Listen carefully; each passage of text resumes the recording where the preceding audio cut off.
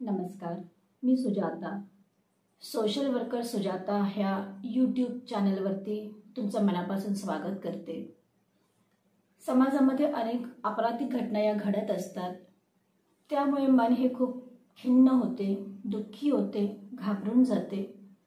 पण कुठल्याही गोष्टीला घाबरायचं नसते, त्याला समोर जायचं असते, त्याला फेस करायचं असते. कारण रडायचं नसते, लढायचं असते. जनजागृती हा या कार्यक्रमाचा उद्देश आहे. आजची घटना आहे पुण्याची. पुण्यामध्ये स्वारगेट नावाचं बस स्थानक असते. त्या बस स्थानकावर सकाळी 5:30 वाजता एक तरुणी येते. ती हॉस्पिटलमध्ये काउन्सिलिंगचं काम करीत असते. ती 26 वर्षाची असते. तिला तिच्या घरी जायचं असते.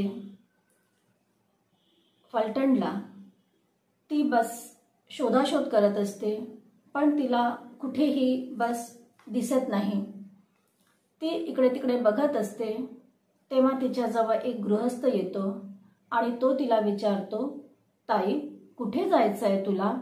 तर ती म्हणते, मला फलटणला जायचं आहे, पण बस कुठे दिसत नाही आहे. तर तो म्हणाला, मी बसचा कंडक्टर आहो आणि प्रवाशांना त्यांच्या बसपर्यंत पोहोचवण्याचं माझं काम आहे. त्यामुळे चल मी तुला तुझी बस दाखवतो. ती त्याच्यावरती विश्वास करते आणि त्याच्यासोबत जायला लागते. समोर तिला तो बस दाखवतो. ती बस असते शिवशाही. ती बस जवळ जाते तेव्हा ती त्याला म्हणते की बसमध्ये तर खूप अंधार आहे. तर तो म्हणाला की सगळे लोक झोपलेले आहेत. रात्रभरापासून ही बस बाहेरून लांबून येत आहे. त्यामुळे प्रवासी हे झोपलेले आहेत आणि आता लगेचच 5 मिनिटांमध्ये ही बस पुढे जाणार आहे. तर तो म्हणतो की तू आतमध्ये जाऊन बघ, मोबाईलचा लाईट ऑन करून बघ, प्रवासी तिथे झोपलेले तुला दिसतील. तर ती मुलगी बसच्या आतमध्ये चढते आणि बघते. तिच्या मागोमाग तो गृहस्थ, त्याचं नाव असते दत्ता गाडे. हा तिच्या मागे चढतो आणि बसचे दार बंद करून देतो. ती मुलगी थोडी घाबरून जाते. पण जे बस स्टॉप असते स्वारगेटचं, तिथे अनेक बसेसची ये जा असते, लोकांची वर्दळ असते. अशा ठिकाणी असं काही होईल असं तिला वाटत नव्हतं. त्यामुळे ती कदाचित चढली होती. पण तो जेव्हा दाराची कडी आतून बंद करतो तेव्हा ती घाबरून जाते. खूप ती ओरडण्याचा प्रयत्न करते, पण ती AC बस होती त्यामुळे तिचा आवाज बाहेरपर्यंत जाऊ शकत नव्हता. जो गृहस्थ तिला ताई ताई म्हणून संबोधित होता, त्याचं रूप आता वेगळं होतं आणि तो तिच्यावरती जबरदस्ती करतो आणि तिच्यावर अत्याचार करतो. आणि जाताना तिला धमकी पण देतो की ही गोष्ट जर तू कोणाला सांगितलं तर तुला जीवानीशी मी मारून टाकेल. तो निघून जातो. त्याच्यानंतर ती मुलगी पण बसच्या खाली येते आणि ती इतक्या धक्क्यात असते की तिला आजूबाजूच्या लोकांना कुणाला काही सांगावं ही तिची मनस्थिती नसते. जवळच स्वारगेट पोलीस स्टेशन असते, पण तिथेही जाऊन ती सांगू शकत नाही. कशी बशी ती आपला प्रवास सुरू करते. बसमध्ये जाऊन बसते आणि मग ती तिच्या नातेवाईकांना फोन करते आणि घडलेला प्रकार ती सांगते. तिचे नातेवाईक म्हणतात की तू आता उतरून जा आणि परत स्वारगेटला जा, तिथल्या पोलीस स्टेशनला रिपोर्ट कर आणि झालेला सगळा प्रकार तू पोलिसांना सांग. मग ती तशीच करते. परत ती रिटर्न येते आणि पोलिसांना सांगते आणि तक्रार नोंदवून टाकते. आता पोलीसवाले ह्याची शोधाशोध करायला सुरुवात करतात. त्याचं नाव असते दत्ता गाडे. तो कुख्यातच असतो. त्याच्या आधी त्याच्यावरती बरेच खटले झालेले तपासात पोलिसांना कळलेलं असते आणि त्याचे शोधाशोध पोलीसवाले सुरू करतात.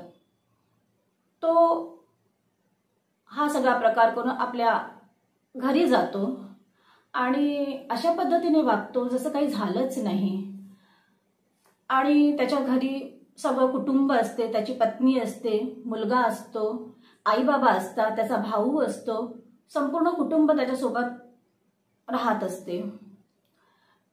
तो असंच घरी आता होता, मोबाईल हातात घेतो आणि तो मोबाईल बघत असतो. तेव्हा त्याला झालेली जी घटना होती, जी तो करून आला होता, ते सगळं मोबाईलमध्ये त्याला दिसते. तो घाबरून जातो आणि कुठेतरी पळून जावं असा विचार करत असताना तो जवळ शेती असते, त्या शेतीमध्ये जाऊन तो लपून जातो.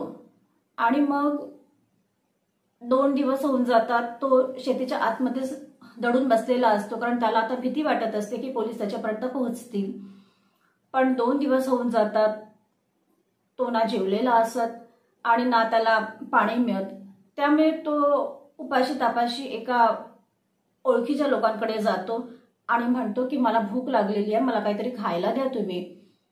नातेवाईक असल्यामुळे ते त्याला जेवण देतात आणि तो परत गेल्यावरती रात्री 10:30 वाजता, म्हणजे ही घटना झाल्यावर 2-3 दिवसांनी रात्रीच्या 10:30 वाजता ते गृहस्थ पोलीस स्टेशनला फोन करतात आणि सांगतात की दत्ता गाडे आमच्या घरी आला होता आणि तो जवळपासच इथे कुठेतरी लपून बसलेला असेल, कारण तो आमच्या घरी आला होता आणि जेवण करून तो गेला.